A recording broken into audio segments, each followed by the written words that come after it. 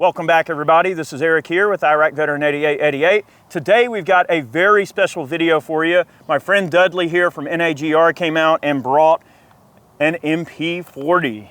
Yeah. These are really, really awesome subguns from World War II, and we're going to be checking this thing out and doing some shooting. And man, thanks for coming out and hanging out today. Thanks for inviting me. I appreciate it, for bringing me on your channel. I mean, I've been a subscriber for a long time, so I'm a fan. Right on, man. So tell us a little bit about NAGR. Just the quick overview is that we're a gun rights organization. We're nationwide, work in Congress as well as state legislatures, and we're a no compromise group. We don't cut deals. We tell you what's really happening in DC and your state capitals. So. Well, we need a lot more of that going on for sure. Make sure y'all go and check out Dudley's YouTube channel. The NAGR YouTube channel is awesome. We're going to put a link in the description box below to NAGR's website as well as their YouTube channel. You've been putting out some great content of your own as well. We'll have some fun. We'll have a video out about this gun as well as the MG-42 we have out now, which is, that's a fun one. Yeah, so, that's an awesome maybe one. You'll get to come shoot our MG-42 soon. I think we should. So we're going to fire some shots with this, this nice World War II subgun here. This particular subgun is definitely steeped in some very interesting lore, and technologically there's a lot going on here that we will discuss. Unfortunately, we only have one magazine, boys and girls, so we're going to shoot and reload, but let's talk about this thing. MP-40 time, baby. Let's go. Let's do it. All right, so I'm going to fire a couple of rounds with the MP-40. Just the basics to start out. It is an open bolt full auto subgun. Fires a 9mm cartridge from a 32 round magazine. It is a tubular type of gun design that just has a centralized tube. It's a very kind of crude and basic gun, but at the same time, there are some kind of advanced manufacturing techniques that went into designing something like this and making something like this. So as a mass-produced machine gun, it's a pretty cool design, and we're going to talk about it a little bit more as we go, but let's go ahead and shoot a mag out of it. All right, the mag well itself is located forward, you know, pretty far forward, and the stick magazine, when it's inserted, kind of looks like this. I'm sure you're familiar with this silhouette as a machine gun design. This is a pretty iconic machine gun. There is a notch on the receiver that you can lock the bolt up into the rear. On this particular version, this is a fairly early version, so it just has a very crude bolt as opposed to the later style of bolt. All right, I'm going to fire a few shots. All right, so when I take it out of the safety notch and the bolt falls onto the sear itself, the gun is ready to fire, okay? We're going to talk a bit more as we go, but I'm going to take some shots with this thing. All right, stock is, look at, the stock has got some movement. I don't know how accurate we're going to be, but let's give it a try. There is no selector. This is full auto only, so I'm just going to get in here and have some fun here, okay? Let's give it a try, okay? Shall we?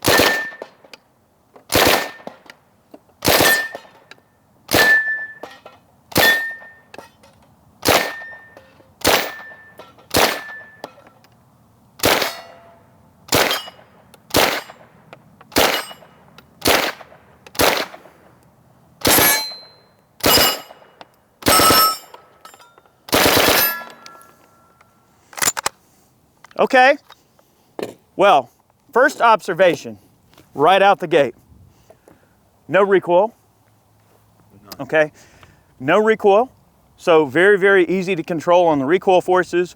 Once I got the hang of it, getting single shots was not that difficult, although I will say on most of the instances that I was trying to place single shots with it, I would get a double, but because I was treating it like a single shot in my head and not really going crazy and over-gunning on it, most of my shots landed on top of each other at close range. So very effective double taps, if you will. Wow. I mean, this thing is pretty controllable. It's really easy to control. I mean, you're talking about 9mm fired from the shoulder. Yeah. And out of a reasonably heavy gun, it's still heavy, not compared to the Thompson. Frankly, it's a very small featherweight compared to the Thompson. So that folds up.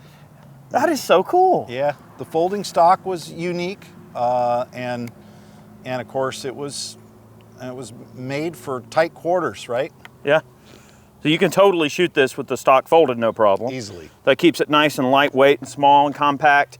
So the MP-40 was a weapon that would be employed mortar crews, vehicles, general infantry, pretty much anybody that needed a light, compact, handy subgun would potentially be issued this firearm in the war. I think often officers and sergeants would be carrying them. Okay. Because they figured, you know, the only time they really needed it was going to be in close quarters. Or setting up an ambush or something like that. Setting up an ambush. So would most of the troops back then probably be issued 98Ks, you know, the bolt guns, right? And then of course you always wanted to have a light machine gun in there. You'd have an MG-34, later the 42. Right on. And so, but to me, I hate to admit my bias, that's my favorite subgun in World War II. Well, I can certainly see why that would be the case. I mean, it's very lightweight. We're going to talk about it a bit more, but I'll tell you what, let's reload this mag, and I want to see you shoot this thing. Okay. Let's do it. All right, Eric, so my turn, because I have some watermelons over there that are just calling my name, and I am in the South, and so one of my rules is when I'm in the South, I eat watermelon. Right on. So we need to rip one apart. Do it. We can eat. Get in there. All right, so, and again, I'm gonna warn your viewers, yes, I shoot left-handed. I'm left-eye dominant. Got to complain to God. That's the way it works, right? So, all right. So again, open bolt design, and so all you do is insert the magazine, make sure it's tight, and then you can drop this out of its notch, and I'll just shoot a couple of bursts in.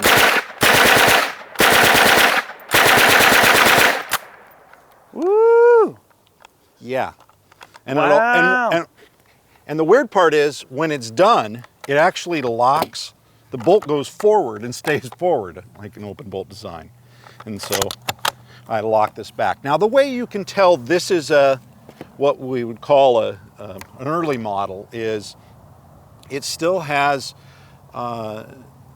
it doesn't have a few things that the later models have. One is the actual bolt handle, which in the later models were locking. And the way I'll describe this is, this was just prone to accidents. An open bolt design, if you think about it, if you think about this, an open bolt design that you walk around with getting ready for combat, you could be in a combat zone, you could have to shoot at any moment, and you'd leave it unlocked and forward like this. What happens when you, is that safe? Well, not really, because one pull of the trigger. So what would you do on an open bolt gun? Well, of course, you'd leave the action all the way forward, the bolt closed. Now, if you leave the bolt closed then, and you're walking around and you drop the gun and the bolt bounces with a magazine in it, it would pull back, load around, chamber around, and fire. Bad juju, I think is the term there. Not what you want to have happen. I feel like we're obligated to test that. Let's put 1 or 2 rounds in the mag, go up to the berm, and test that and see if it'll actually go off. And that's if we. Oh, sure. Why not? Just to see. I mean, it might. I will. That's a valid concern. And I've seen some people test it and say, is it prone to accident? And I think if you think about a folded up weapon, and let's fold it up when we're showing it.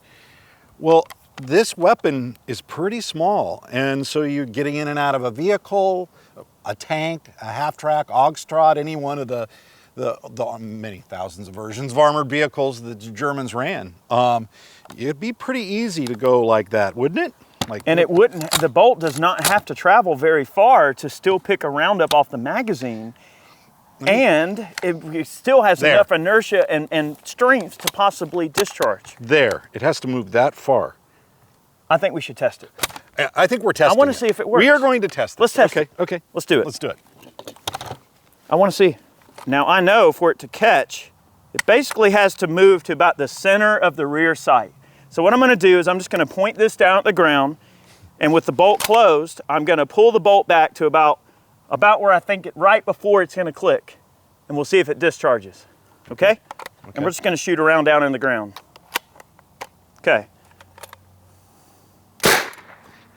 Yeah. Okay. Another round, please.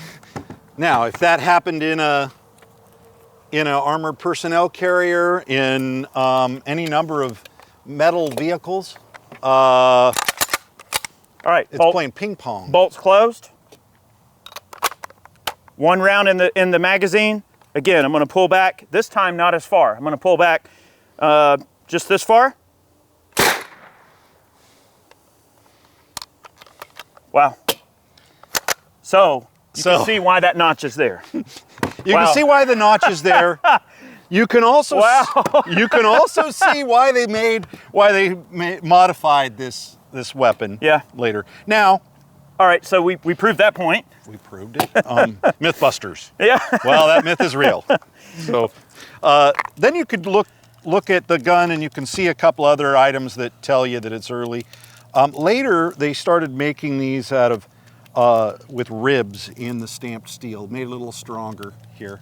The very earliest models in the MP-38 actually made this out of, almost all of this was milled.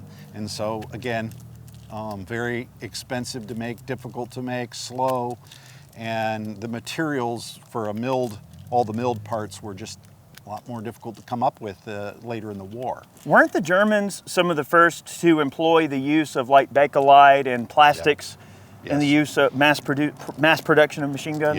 Yeah. And small arms? They went to stamped. I mean, they went to stamped and they went to Bakelite wherever they could. Right. And this was I guess they call that an early form of plastic. It's a pretty cutting edge technology that they employed in the manufacture of these guns. I mean, considering that, and also when you look at this barrel nut, this has always been a fascinating thing about the MP-40 to me is this barrel nut. See how, so this nut is what holds the barrel onto the receiver.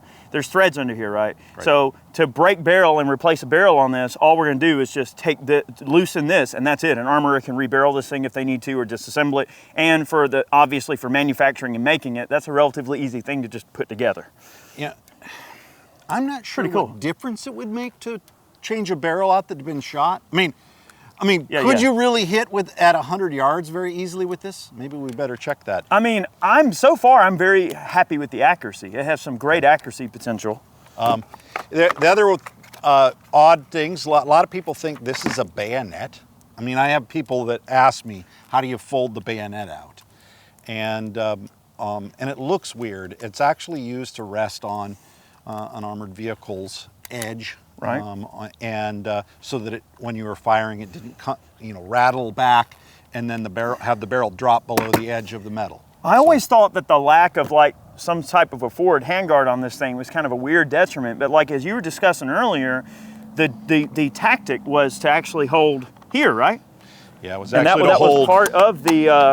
Actually, the way to hold it was up here, and you can even see. Look at the Bakelite. That seems cumbersome, though. The Bakelite itself has these ribs, and that's not a very good position, is it?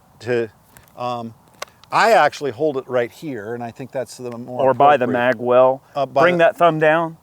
Yeah. Right there. Yeah. And that way, as it gets hot, because I would imagine with a good bit of heat buildup, that's a lot of concentration of heat in this area. Right. That's the only thing. Wow, what a cool type of small arm technology. And to think that these things were mass produced, it's just such a cool gun design. And when you look at all of the really interesting tech, that we have available to us now and that saw its way into firearms technology as time went on. I mean, that underfolding stock, that right there is a dead giveaway. You look at the later design of the AK-47 stock with the underfolder. So they totally took that from the Germans. And one could even argue that the use of stampings that was used in the Sturmgewehr, the MP-44, I know that's a different topic, but there was some next level firearms technology in terms of what they were employing to make those guns that were pretty freaking unique, like using a stamping and then folding it and welding it like you see in the MP5. That concept had to have been alien back then, for them to see. Imagine being a soldier and being the first person in a combat zone to see that gun. Even the MP-40, it's a pretty modern freaking gun design for the age that it came out. One would probably even argue the most advanced subgun on Earth at the time was probably this gun. I'm no expert at it. I think we'd have to talk to Ian McCullum. Yeah. Because he might be one of the world's experts on that. Yeah. But I'm talking about more in terms of the technology it goes into it, how it's made, the manufacturing process. And it's a pretty advanced piece of tech. I agree. There's a mag. Now let's see, what do you think if we shoot from the hip with the stock folded and see if we can walk it around? Okay. It's not a very precise method, but it might be how you'd use it often. I mean, if you were a soldier and had to use this gun and they were right on top of you and you didn't have time to deploy the stock, could you hit anything with it folded? I suppose that would be the question. Yeah, give it a try. Try it folded. I'm gonna put my ears on because the thing's loud. It does have a threaded muzzle. We could try to mount a suppressor or something. All right. Okay, here we go. Well, I'll go for the poppers here. Okay. Because you'll be able to see the impact better. Yeah.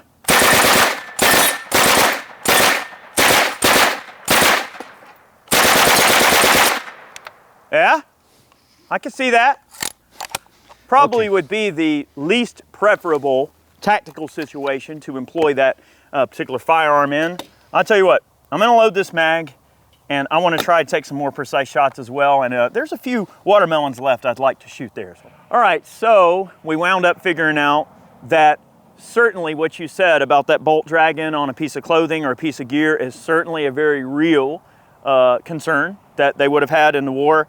And I tend to think that maybe they would have just left this thing locked back until they're ready to, engage and then, break into it just for an additional degree of safety. But you seem to think that they probably would have just had her ready to roll and just, hey, keep your finger off the trigger. certainly on the later versions that had the plunger that was lockable, I think they carried it cocked and locked, ready to rock with that plunger. All you had to do was pull it out and boom, ready to go.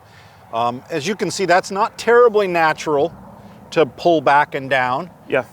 Not the end of the world, but... Especially in the middle of a stressful situation when you've got somebody that's trying to hurt you right in front of you. You'd probably just bring it up. That's right. So I'm gonna explore some bursts and more accuracy potential with this particular gun.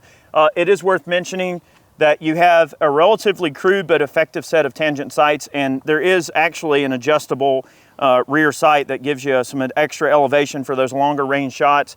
And I would imagine this thing's probably battle sighted at 100 meters. I think so. Yeah, but it appears to be dead on at closer ranges. So let's take a few more shots here with the MP-40. This is definitely a treat, not something you see every day. Also, it's worth noting that all the ammo that we fed through this gun so far, it's been eating everything. And yeah, steel this case. is just cheap steel case ammo, and it seems to be running. All right, I'm gonna try some bursts here and just try to take out various targets. I'm gonna try to move kind of quick here and just think, okay, I'm getting covered up here and I've got to protect myself. So that's the way I'm gonna treat this. Okay, let's go.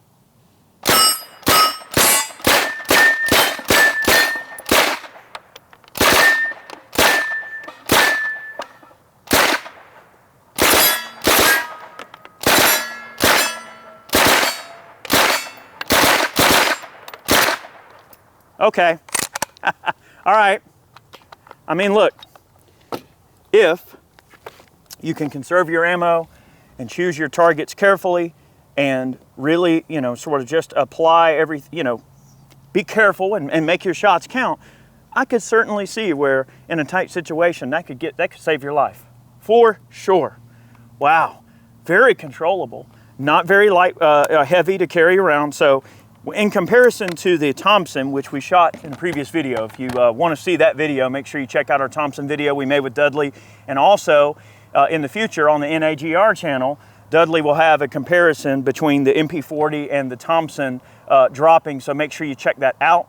But initially, my observation is I do like how light and handy this is compared to the Thompson, and I do like the fact that it'll fold up nice and compact, so that makes getting in and out of vehicles easier, in tight quarters and urban environments much easier. So as an urban defense tool, so to speak, I would certainly prefer this machine gun design to something like the Thompson, especially if I had to carry it a long way. Yes. But the 45 does have some nice punch. Now we'll articulate some of those points in a future video, but let's load up one more mag. And I want to see this thing work a couple more times, but wow. I want to see it hit. Cool. Shoot from the hip. You want? Okay. All right. Burst you got from it. the hip. All right. You got it. All right. Dudley wants me to shoot this thing from the hip and see how accurate I can be. Now, with the stock deployed, I feel very comfortable with this machine gun. In fact, it's strangely familiar. Like it just feels like a firearm that had a lot of intuition put into the way it's set up. and it's a very usable gun. And I just always figured that these World War II subguns, Dudley, were, unwieldy, uncomfortable, not accurate, but that is totally not the case. Even from an open bolt scenario, when you're trying to take individual shots, you can still hit stuff with them. You kind of have to treat them a little different because there is that delay. You can literally feel the bolt fall. So you have to really keep it on target. You don't have the benefit of having let's just say a much quicker lock time on a closed bolt gun as opposed to an open bolt gun. All right, I'm gonna try it from the hip. Yep. Hit or miss. Okay, so the stock is... Just warning you, I hit the poppers in full auto, so. Did you? All but I saw one. you hit it. Come on. All right, here we go. You gotta walk it around. Do we? I think so.